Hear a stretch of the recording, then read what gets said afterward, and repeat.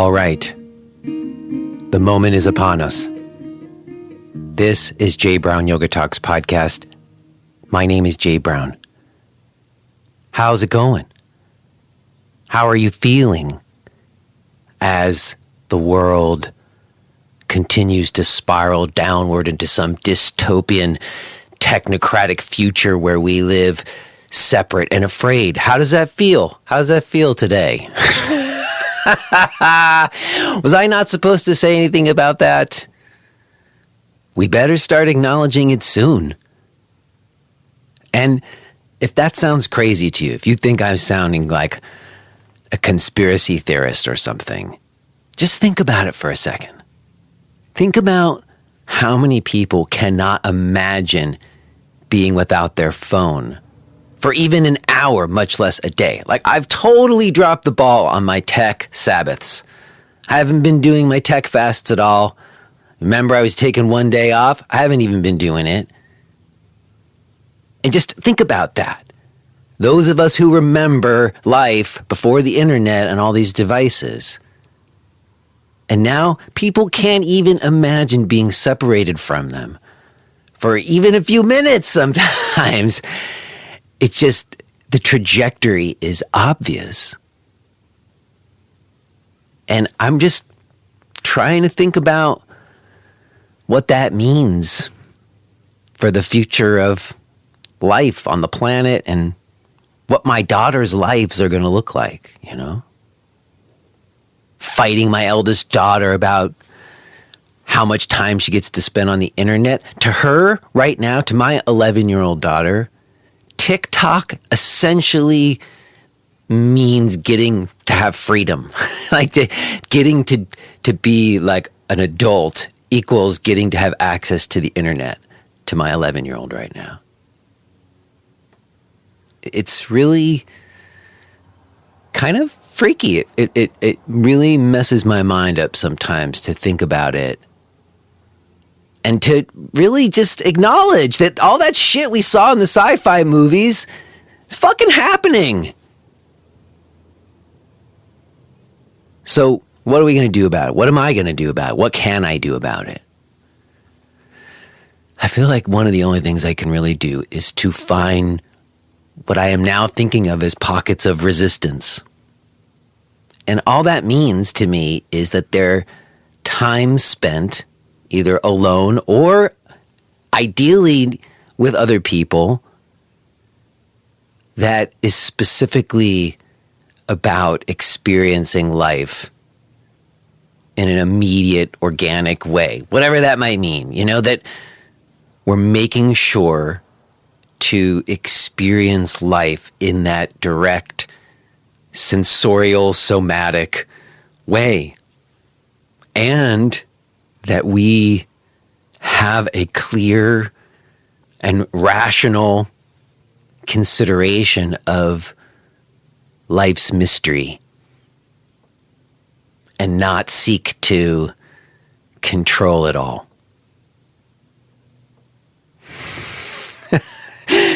Woo, I got all heavy right here off the bat today.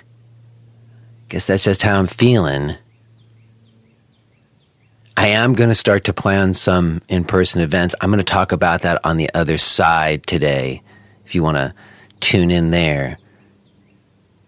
But again, I really feel like these pockets of resistance have to do with connection and feeling humanity or feeling the wonder of the universe without augmentation, you know? There's all this augmenting of life happening right now. And that's considered the future we're leading towards. And I'm not suggesting we won't have any technology or we're going to go back to like being cavemen, but I think that we're going to need to balance the ever-rolling forward movement of technology with a sense of wisdom and reverence for humanity and life. And I think that being yoga teachers is a lot about that right now, needs to be about that. Doing this show is definitely about that for me. And today's episode is of particular significance for me personally. My guest is Brendan McCall. And Brendan and I went to college together, and we made dance together at one time. And not everyone knows that I had like a little period of time where I was doing, I guess what you call postmodern dance or performance art. It was the precursor to my life in yoga. And this conversation today was really enlightening for me about why I chose to live this life, and also I think is very relevant to a lot of the paradigm shifts that have been happening in yoga, even before the pandemic, but especially now. So it was just so rewarding to reconnect with Brendan and to learn about the world of postmodern dance and really see how much it does parallel and cross-pollinate with the modern yoga world. So glad for you to be hearing my conversation with Brendan today. Real quick before we get to that, I want to reach out again to all the yoga teachers listening who thought you were going to just go back to the yoga centers and pick up a few classes now that you're coming out of quarantine, but have realized that maybe that's not the case.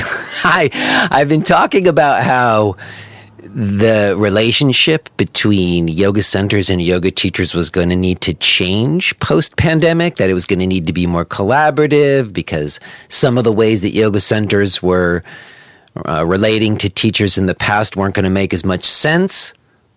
Well, let's just say I'm receiving some anecdotal reports that is absolutely playing out, and there are a lot of yoga teachers out there who are realizing that maybe it is a better idea for you to just go at your own. That, in fact, you probably got a decent email list of even just 20 people sometimes. You can make a little bit of a thing going for yourself, and you don't actually need a center. And if that's you, one of the main things that you need besides just your email list is a way to do billing. And I know there's a lot of plug and play options out there. There's a lot of bundled stuff, but I want to highly recommend that you check out Moonclerk. This is what I have ended up using after using all the other different payment processing platforms. I have landed on using Moonclerk because it is the simplest for me to use. And most importantly, it is a single-use app that serves the function I need it to serve. And I actually have had an opportunity to meet the people who created that company, and it's the sort of company that I want to work with, that I feel confident is doing business to serve independent artists and will continue to do so. So all of this is to say that if you are taking recurring or one-time payments, I think you will really do yourself a favor by checking out Moonclerk. You can do me a favor and let them know that I'm sending you by going to jbrownyoga.com/Moonclerk. That's jbrownyoga.com/MOONCLERK. jbrownyoga.com/Moonclerk. Also, let me mention that this episode is brought to you in support by Podcast Premium subscribers. People like longtime subscribers Andrea Lodico and Mike Huggins. It is through the ongoing support of people like Andrea and Mike that I am really able to keep this going the way that I have. If you've been listening to this show and you want to have access to the full archives, or you just want to help support, the way to do that is to become a Podcast Premium subscriber. It is a choose your rate that you can cancel at any time. If you don't have any money right now, all you have to do is email us and we will give you a free account, no questions asked. But if you are in a position to give something, it makes a difference. It's how independent media like this is able to exist. And we are so grateful to everyone who is contributing in this way. You can find out about becoming a Podcast Premium subscriber along with all of my other offerings, my live stream classes, the teacher's class, my 12-hour online workshop, Gentle is the New Advanced. All of my stuff can be found at jbrownyoga.com. Okay, I think that's good. We will touch base on the other side, but for now, I am very excited to get to this. Let's go ahead and listen to this conversation that I had with Brendan McCall.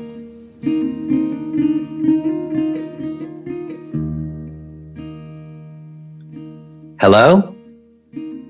Jason. Oh my Lord. Brendan McCall. Jason J. Brown, how are you? I am doing pretty well and feeling like my heart fill up a little bit in this moment. It's been a really long time since I've heard your voice. Yes, I think it might have been almost 4 years ago. Oh, that's right. I almost forgot that we saw each other in Japan. It just came back into my brain when you said 4 years ago. Because I was not even remembering that. That's right. We did see each other in Japan. Yeah, we had ramen somewhere in Tokyo when you were teaching there, and I was doing a tour there. But I think before then, it must have been much, much longer since I had seen you in person. I remember I saw you at your yoga space in Brooklyn, but I can't even remember when that was. Maybe 2006, 2007? I don't know. Well, it would have to be after that. I opened in 2007, but I think it was early on in those first years. That's right. So there was a good decade there almost or something where we hadn't been in touch, but we've exchanged some emails. But I guess for me, I've been thinking of you a lot recently because I had a conversation with someone like a teacher, and we were talking about how, before the pandemic hit, there had really been this kind of move or this big shift in yoga from it being about form and like these lineage traditions to a more somatic movement exploration or something. And people talking about how yoga classes were really just like people rolling around on the floor more. And I said, well, I did some of that, but it wasn't yoga. It was like in the early 90s in this like postmodern dance stuff. And they were like, what's that? Like they didn't, like there was that whole scene that I met you in. Yeah.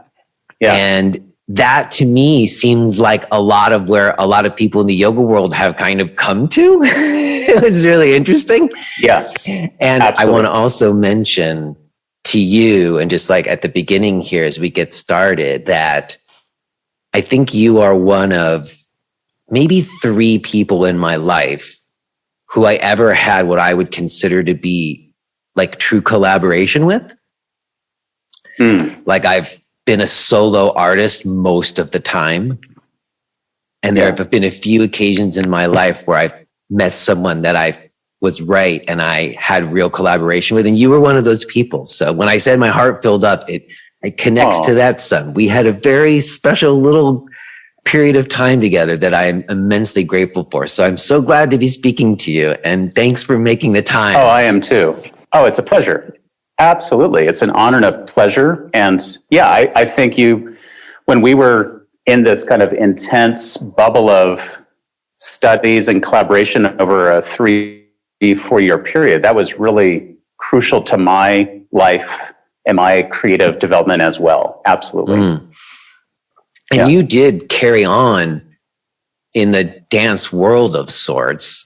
Yeah. And you certainly did like explore a lot of different movement modalities is where I was going. Yeah. I mean, I think the 90s were such a heady stew of so many different influences and so many different people being creative, particularly in performance and movement education. And it felt like people were really interested in this kind of explosion of possibility. And it was a time when New York City was still affordable enough, where you could live in a neighborhood within walking distance of other people, other resources. Like I was living in the East Village, as you know, for much of that time, and friends, restaurants, artistic venues, clubs, they were all like in this little neighborhood that you didn't have to really ride a subway. You could just walk everywhere. And I feel like that, having the time and the leisure to do that, I think is so vital for a potent collaborative movement. Like that you not just have your own thing, but you're able to cross-pollinate because you're wandering around and running into people also doing their own thing. And then you have conversations about, did you see that band? Did you see that dance performance? Did you read that book? Did you see that film? I think it's harder now to experience that because we're so geographically displaced. And I'm hoping that younger people have those kinds of communities in place, because I think it's the through line that I see from all of the great artistic movements. Like I just saw this documentary about Laurel Canyon in the 60s, and like these people from the Beach Boys, the Byrds, David Crosby, all these people were like within like a 2-mile radius of one another. So they had the opportunity to hang out and share ideas. And when I hear about London and Liverpool in the 60s, it's like, oh yeah, then Paul and club and ran into Eric Clapton and Jimi Hendrix. And I'm like, oh yeah, they just ran into, and then they go to like, oh yeah, then Mick and, Keith came in and they're laying down a new track. And I'm like, yeah, because they're all in the same neighborhood, just like the 20s in Paris with all those American expatriates. So it seems like it's about that geographic proximity and that community. I think you're right about that. And I think it should be mentioned that it was a pre-internet time. So there was no internet. That's right. You could afford to live. I had an apartment in the Lower East Side for $400 a month. You didn't need to make a lot of money. And you just went out and walked around and went to coffee shops. Yeah. And like Jeff Buckley would be there playing on his acoustic guitar or whatever. It was just a very vibrant artistic time in Manhattan that we happened to get a tail end of, I guess. Oh, totally. Yeah. I mean, I lived above Cafe Chenet on St. Mark's Place. So I met Jeff Buckley. I met Sinead O'Connor. I met all those people because they were just hanging out there, and it wasn't doing like open mic nights with their acoustics. Yeah. I mean, it's kind of wild. Or like I would have a friend who's a bartender at Cafe Tabac, which is no longer there anymore on Stuyvesant between 3rd and 2nd Avenue. And like after they would close, there'd be like some of their customers would be there. And like one night it's David Lee Roth, and we're just hanging out, having drinks, talking about Van Halen days. And I'm like, what the heck? I mean, it's just a different kind of vibe where everyone had the time to have the unexpected happen. And I think so much of my life, the best parts of my life have come not because they were planned. Like I didn't go to New York to become a contemporary movement artist. I mean, I thought I was going to be some wannabe brooding actor like, I don't know, Dustin Hoffman or Robert De Niro or something, because that's all I knew. Yeah. And then once I got there, I was quickly like, I'm not interested in that. I really like this movement stuff because that's really firing my imagination. And then 30 years later, I'm still doing it. Speaking of that moment there where you talked about that, because the same thing happened. I went to New York to become an actor. I started out at Playwrights Horizons for the first 2 years. But then in 93, I switched to ETW. And my memory is very hazy, Brendan. I can't remember when we first met. And I also can't remember how we ended up working together. Like, did you ask me? Did I ask you? I really don't remember. Is your memory clearer about that time?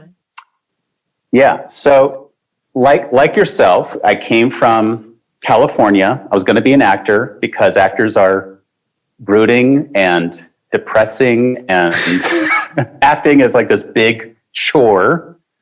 And I'm going to sacrifice the blood of my soul for the work, and went to New York City because that's where all the serious actors went, I thought. And my mind was blown by the kind of stuff I was seeing, because I had never seen dance as an improvisation in a live performance. I had never thought of that, heard of that.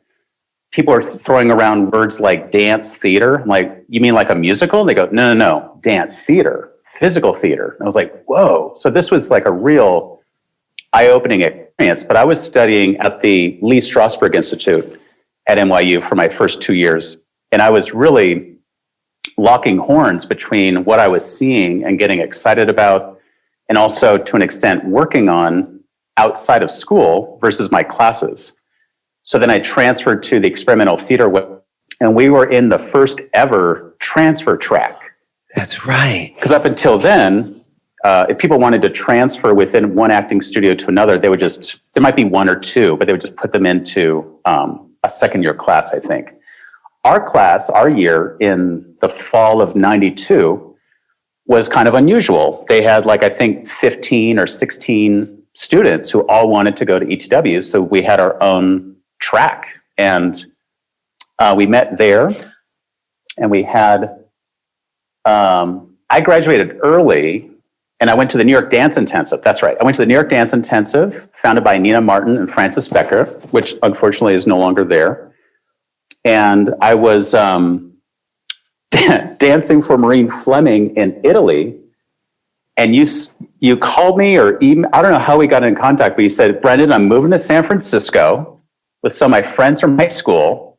I want you to come with me, and we'll be roommates, and we'll make work, and we'll just do stuff. And I was like, sounds great. I mean, I have no, I just graduated. I just finished this gig in Italy. I'm like, yeah, I'll be there in August. And so we're living with, God, who was, I don't remember, you would probably know, but there's like 3 or 4 guys. Yes, I know all those guys. But LA. wait a second, so we hadn't made any work together before that?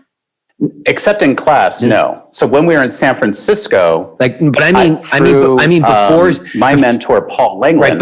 Right, before I reached out to you and said I was going to San Francisco, we hadn't actually I guess we had worked together in class, you said, but we hadn't made any stuff until we got back. We did more, but let me fill everybody else in on what just happened there too, because I graduated from NYU in 94 and was in a bad situation. I didn't have any money, and I had a landlord after me and I had to leave. I had to bail. And I had these friends who had a house in San Francisco with these rooms in the basement that were super cheap, $200 a month house. Or something like that. These old friends from high school. And I guess I remember thinking, that's right, I wanted to keep making work. I had making those performance pieces at the end of our senior year. I needed to keep making work. And I just felt like I couldn't do it all on my own. And I needed someone to make work with. And you were the only person at the time who was I don't know, as I want to say consistent at the very least, but there's more that you were always there a few minutes early. We were really disciplined. Oh, totally. And I thought that guy will show up and he'll work and we can make stuff. And I invited you to come to San Francisco, which was kind of crazy. Yeah. I think class would start at 9 in the morning, 3 days a week at ETW. And I would get there at 8:15 to just do my own movement, whatever. And you were always there, lying on the floor, doing some yoga, meditating, something. So we became so Jason and Brendan are always at the studio before everyone else gets there. And so there was this kind of fire or commitment or focus that definitely stood out from many of our peers. And I remember you did this really excellent solo performance project called Era in 93 maybe, but it was you and I think Ara played drums, Ara Babajan. Yeah, and he did some spoken word maybe. And some spoken word, and it was just this. And Rob played guitar. And Rob played guitar. It was movement. It was text. You had developed some of those sections in class, so I knew a little bit about it, but it was so exciting and so interesting. So when you said, hey, I'm going to go to San Francisco, which is, my hometown. So I'm yeah, sure. Why not? Let's go to San Francisco. And we had you worked at a t-shirt shop. I was at some cafe in the Pacific Heights. Yes. And I we found, we made our way, through connections, we met Keith Hennessy. God bless Keith Hennessy, because he was working at 848 Community Space. Gave us a great deal for rehearsal space. Yes, Divisadero, 848 Divisadero or something like that, I think it was. That's right. And so we had a space to like make something. And so we just put everything we knew and felt into this 2-person cyber dance warfare. That's what we called it, world. cyber dance warfare. Oh my gosh. That's right. That's right. It was just like, it was all about like distortion. I remember Brendan, and like that distortion where you can't quite make out, you know, what they're saying, but it's like in between on the dial, like that, like we were really into like that kind of mood, that kind of vibe. And it was movement, it was text, it was tattoos, it was just, I think we're just trying to be like punk rock dance people. Yes, I was calling it grunge dancing at the time, because it was like, it had like a Kurt Cobain vibe, but it was dance. But it wasn't just dance. And that's why when the person asked me, when I said postmodern dance, it didn't even sound like it was dance, but the definition of dance that we were going off of was much looser than most people's idea when you say the word dance. Yes, I agree. It was really, you know what I think about? You know what was a big inspiration for me, even for that era piece? What was it called? Something like, was it called Reza Abdo? Do you remember? There was like a company and they would rent out these big warehouses and like do these incredible performances. Was that what it was called? Oh, yeah. Yeah. So Reza Abdo, unfortunately, he's no longer with us, but he was a Iranian, incredible theater director, visionary based in LA, who would then make these giant, I guess, environmental performance pieces where there's like 3 or 4 things happening around you all at the same time. This is in the early 90s. And they were so intense and so visceral. And there were a couple of those that were performing on some loft spaces, like in Lafayette Street or something in like 91 or 92. And they were just incredible. And there's, I still think it's like a reference point for me as well in terms of that's the kind of theater that I think is really exciting and bold. And you just can't get that same experience from a movie. It's its own thing. Yeah, it just seemed to like move past like all of these like normal boundaries that were there in the performance venues. Like, it didn't have to be any one particular thing. It just felt like you were making art, but it like instead of painting, it was your body and movement and text. Like it could be anything. Yes, absolutely.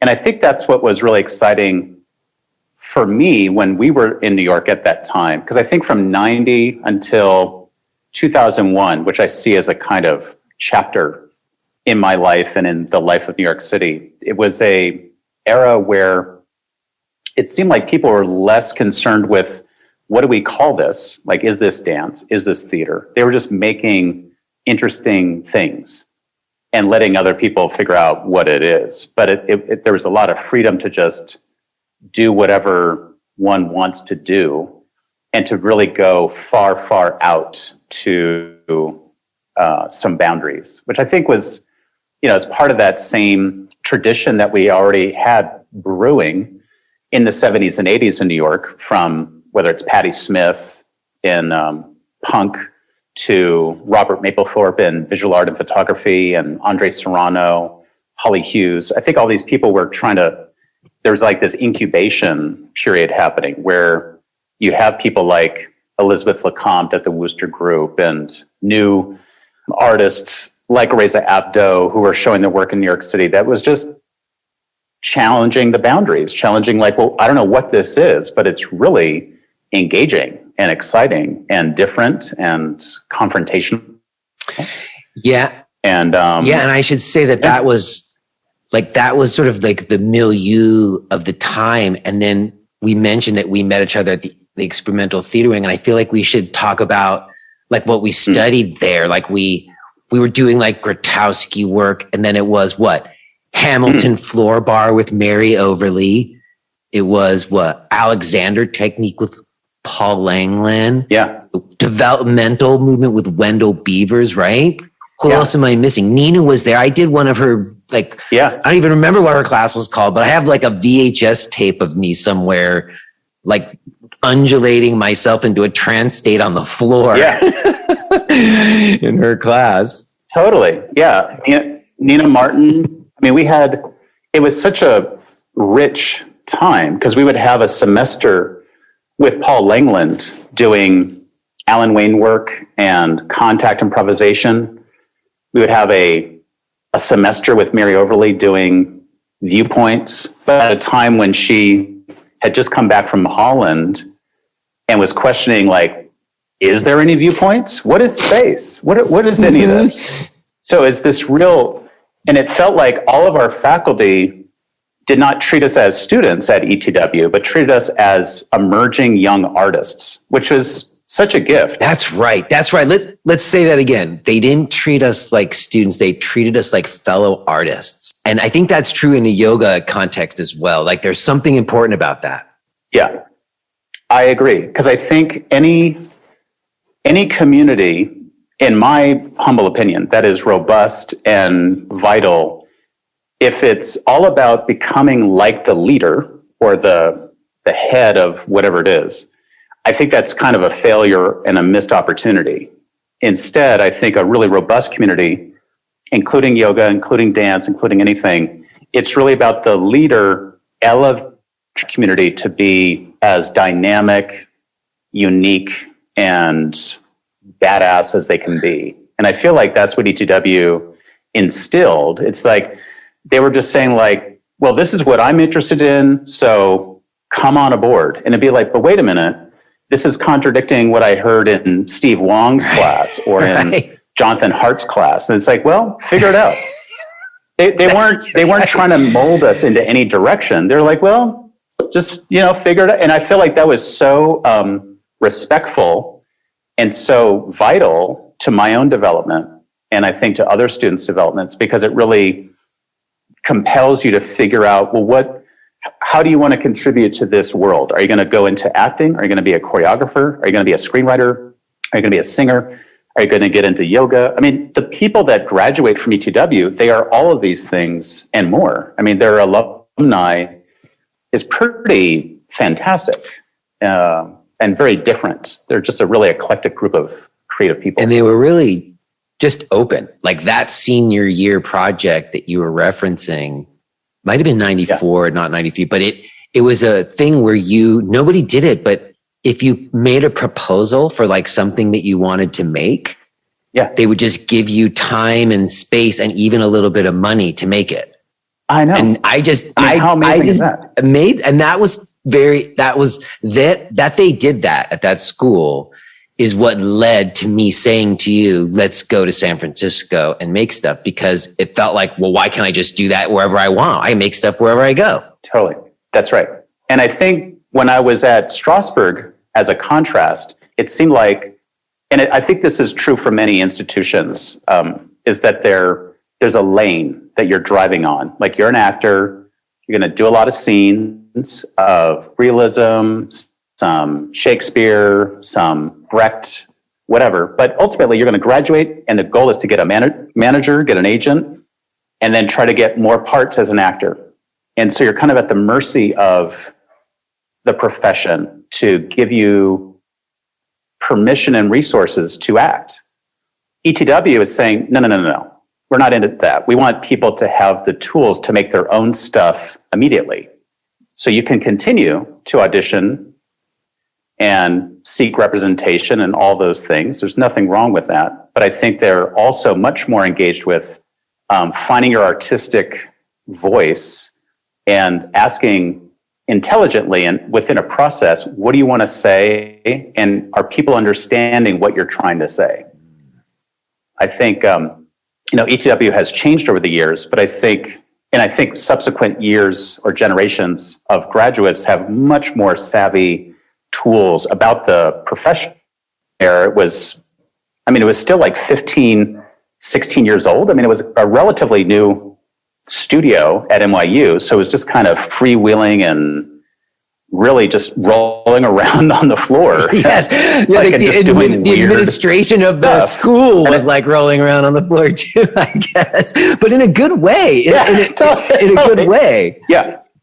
Yeah. Yeah. Because it did have all that freedom to explore. And what you said was so important, that idea of finding your voice. I just remember that was what it was all about. Like, what do you have to say? And then what you said also, like, and how are people hearing it? And you know, that piece that you referenced, I'll always remember, like, at that time, I really looked up to Mary more than anybody else. And I really was wanting her to see the piece. And after she saw it, like, she had kind of a look on her face where, like, she didn't seem to enjoy it. And I was like, really, like, kind of upset. And then basically she explained to me that, like, to her, it felt like she had gotten punched in the face, which was sort of the point. Like, that's the vibe we had. Like you said, it was like a punk rock, grunge rock vibe. You know, we were like pissed. Yeah. But it was a moment where I realized, oh, wait, like, I became way more conscious of, well, what do I want to say and what impact is that going to have? Yeah. And I think, I think, you know, we're also of different generations than people like Mary and Paul Langland and Nina Martin and all those other folks. And so we have a different context. I mean, you know, sometimes I joke about, you know, the seventh viewpoint is money because you really need money to explore all these things. And the money, I mean, you need money to go to a expensive university. I mean, I can't imagine paying for college in the United States now. First, I mean, it was expensive when I was there. It's even more today. And I think it's not as though the income or even the possibility of income for graduates of Tisch School of the Arts has increased to keep up with the cost of living. So there's money, and it's also money in terms of real estate, because a lot of this postmodern, and when I say postmodern, I'm thinking of the kind of classic generation of Steve Paxton, Trisha Brown, Simone Forti, Yvonne Rainer, David Gordon, all these cats who were living in Soho with these, you know, loft spaces. I mean, if you have a loft that's 5,000 square feet, that's maybe $200 a month, then you have the time, because you have a home, you have a rehearsal space, you have a performance venue, you have all of that in one. And very, very, very few people have that resource today. And so if you have that time and that space to work, I feel like the chances of you becoming a genius exponentially increase. And conversely, if you don't have that kind of space, if you are one of four people in a 2-bedroom apartment in Queens, and you're working 3 different jobs just to keep up with New York City living and paying off student loans and try to see stuff and rehearse and make work, it's extremely difficult to even just have the breathing room mentally to find your voice and to find out, what do I want to say? How can I say it?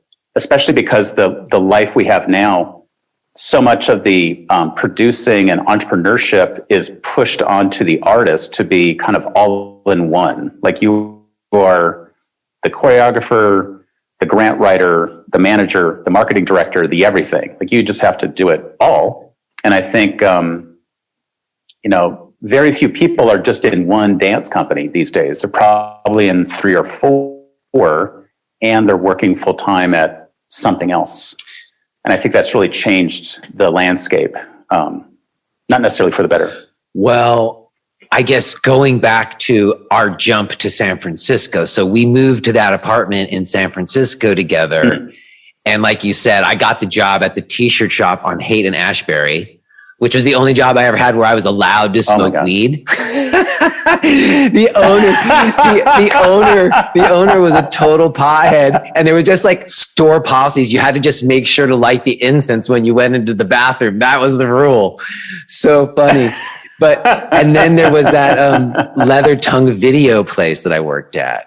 But we had those jobs. I had that job, and we made that one show. We made a show at 848 Divisadero, as you said. It went reasonably well, considering we didn't even know people there. But that we made. Yeah, Keith Hennessy came, Jess Curtis came. It was wild. Yeah. We made a show was called Brute. No, that wasn't Brute. That was the Cyber Dance Warfare one, I think. And then what happened? We decided we wanted to come back to New York. I think I decided I wanted to get back to New York because while San Francisco was easier, it felt like we needed to be in New York. And you got us a gig, I think, like stage managing some show. And we got that apartment on St. Mark's that we shared that room. Yes, that's right. So when we were in San Francisco, I think we were both feeling like San Francisco was a little bit of a step back or maybe laterally from the energy we were enjoying in New York City. And after we did that show at 848, I think you got an invitation through Ara and Michelle Stern to go back to New York on St. Mark's. And I got a call from Paul Langland to work with him on a show called Full Flora Smacks at ETW. This was like an ETW show. And then I also got a gig to dance at La Mama. This was like my first job at La Mama for Sin Cha Hong, which was this Korean choreographer. So we were both like, we're out of here. Like we just like took off. It was enough of a reason to get back. I think I remember, to your point about the feeling like the momentum wasn't there. Like I remember to get to work, I would have to wait for a bus like 45 minutes to take me on a 15-minute ride. And I was like, this city is holding me back. Because New York always felt like it had so much momentum. You had to like struggle to keep up, and this place felt like such a slower pace. So we were both glad as soon as we had like an opportunity to get back there. I agree. I mean, I don't know how long you were there. I think I was there with you in San Francisco for maybe 3 months. I think maybe less. Yeah. I think I was there 6 or 7 months and you were there for like 3 or 4 months of it or something. That's my memory. Yeah. So, and then we were back in New York, and again, it was a really interesting scene. We made more stuff. I remember we made that show that was on Avenue B at that rehearsal space or whatever, or that Avenue A, maybe Avenue A down there. Like we made a few things when we got back. I remember we did some other dance, like it was like a festival. And I remember starting to feel really disenchanted with the dance world personally. Yes, I remember that. Because I remember we were working together and, I think it's a kind of the normal next stage of the evolution. Like we're done with school, we've done some work, and then, well, what do? You just seen that road of like, so you just keep doing work and hope it goes somewhere. I mean, it's a very foggy avenue. There was no real future for weird performance art pieces, Absolutely. And then on the other hand, I was also doing that and also collaborating with other people and dancing for other people. Yeah. And you were really getting into not only yoga, but also playing music and playing with Rob and Ara. And so it's sort of like, that's when it was like, we're going in two different directions. So I think around 95 maybe, or 96, it was like, we're going to just. If you are hearing this message, then you're listening to the free version of J. Brown Yoga Talks. To hear the rest of our conversation, please subscribe to Podcast Premium at jbrownyoga.com/premium.